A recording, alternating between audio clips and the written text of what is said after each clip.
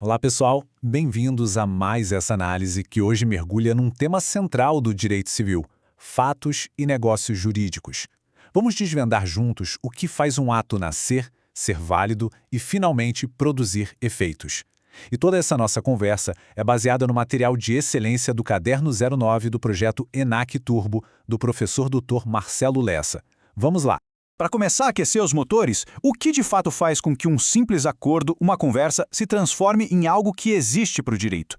O que dá a um contrato a força de lei? É exatamente essa jornada que a gente vai fazer agora, degrau por degrau. Bem, tudo parte de um conceito fundamental, os fatos jurídicos. Pensa comigo. Todo dia, a todo momento, milhões de coisas acontecem no mundo. O sol nasce, alguém atravessa a rua, mas o direito não está nem aí para a maioria delas. Ele só acende o alerta, só entra em campo quando um acontecimento tem o poder de criar, de modificar ou de acabar com uma relação jurídica. E aqui está a definição técnica, a de livro. Um fato jurídico é qualquer evento, seja algo da natureza, como o nascimento de uma pessoa, ou algo humano, como assinar um contrato. Se esse evento cria um direito novo, altera um que já existia ou simplesmente põe fim a ele, pronto.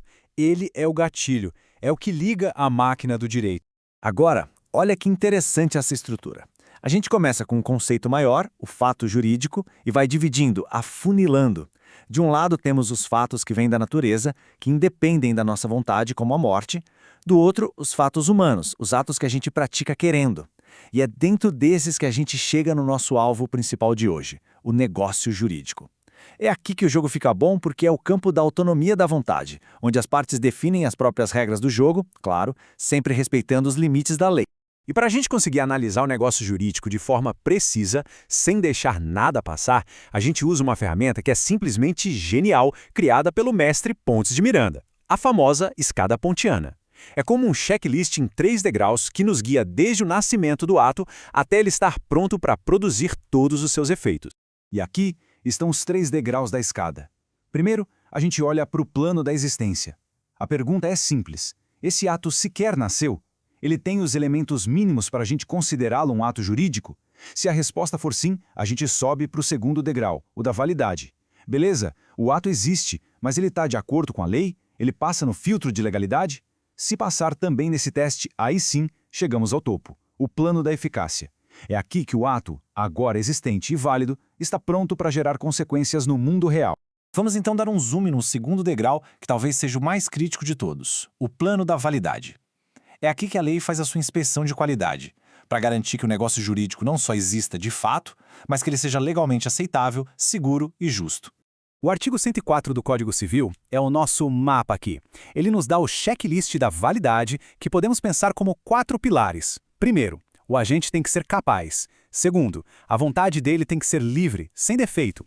Terceiro, o objeto do negócio, aquilo que está sendo negociado, tem que ser lícito e possível. E por último, a forma tem que seguir o que a lei manda, ou pelo menos o que ela não proíbe. Se um único pilar desses estiver bambo, todo o negócio pode desmoronar. E já que falamos em forma, aqui vai um alerta de concurso, uma daquelas pegadinhas clássicas. A regra geral no direito civil é a liberdade das formas. As partes escolhem como fazer. Mas, sempre tem o mas, né? O artigo 108 do Código Civil traz uma exceção importantíssima. Quando o negócio envolve imóveis de um valor mais alto, a lei não dá escolha, ela impõe uma forma específica. E o número mágico para decorar é esse, 30. Se o negócio envolve um imóvel de valor acima de 30 vezes o maior salário mínimo do país, esquece contrato particular, contrato de gaveta, a escritura pública deixa de ser uma opção e se torna uma exigência para validade. Sem ela, o negócio é simplesmente nulo, nasce morto para o direito. Certo. Mas e se um daqueles pilares da validade, especificamente a vontade, estiver com problema? O que acontece quando a vontade de uma das partes nasce, digamos, doente, ou seja, viciada? É hora de a gente aprender a diagnosticar esses problemas.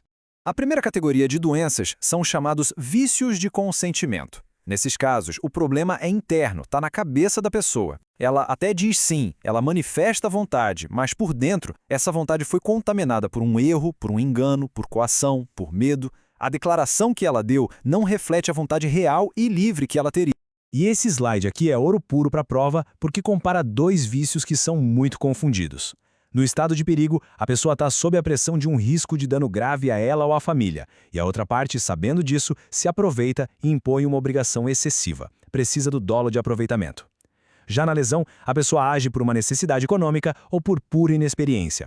E aqui está o pulo do gato. Na lesão, não precisa provar a má-fé da outra parte, não precisa do dolo de aproveitamento. A simples desproporção gigantesca no negócio, combinada com a vulnerabilidade de quem o fez, já é suficiente.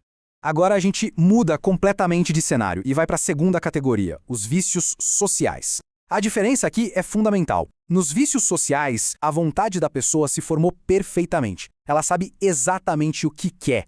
O problema não é interno. A vontade é livre, só que ela é direcionada para uma finalidade ruim, a de prejudicar terceiros ou de fraudar a lei. A intenção é maliciosa. E aqui temos outro comparativo que é a questão certa de prova. De um lado, a fraude contra credores. Nela, o ato é de verdade. O devedor insolvente vende ou doa seus bens de verdade com o objetivo de não ter como pagar seus credores. A consequência? O ato é anulável. Do outro lado, a simulação. Aqui, o ato é uma farsa, é um teatro. As partes fingem fazer um negócio, mas não querem fazer nada, ou querem fazer outra coisa. E para a simulação, a consequência é a mais grave de todas. O ato é nulo, como se nunca tivesse existido. E essa citação reforça um ponto vital. O Código Civil de 2002 deu um upgrade na gravidade da simulação.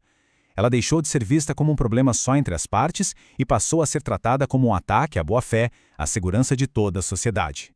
É um problema de ordem pública. E é por isso que a sanção é a mais pesada que o direito tem, a nulidade absoluta. E tudo isso nos leva ao confronto final. Qual é a diferença, na prática, entre um ato ser nulo e ser anulável? Entender isso é a chave de tudo, porque as consequências no mundo real são completamente diferentes. Essa tabela é o resumo perfeito, é para tirar um print e guardar. A anualidade defende o interesse da sociedade, a ordem pública. Por isso é tão grave que o juiz pode declará-la até mesmo sem que ninguém peça. Um ato nulo nunca pode ser consertado ou confirmado e o tempo não o cura. Já a anulabilidade protege o interesse privado de uma pessoa específica. Por isso, essa pessoa precisa pedir a anulação. O ato pode ser confirmado pelas partes e, se ninguém reclamar dentro do prazo legal, ele se valida para sempre. É a diferença entre uma doença fatal para o sistema e uma doença tratável que depende da iniciativa do paciente. E para a gente terminar com uma pulga atrás da orelha, uma questão que já aponta para o próximo nível de estudo. Se o negócio de fachada, o simulado, é nulo e não vale nada, o que acontece com aquele acordo que ficou escondido? O que as partes realmente queriam? Será que ele pode ser salvo? A resposta para isso está no Instituto da Conversão do Negócio Jurídico. Mas essa já é uma conversa para um próximo encontro.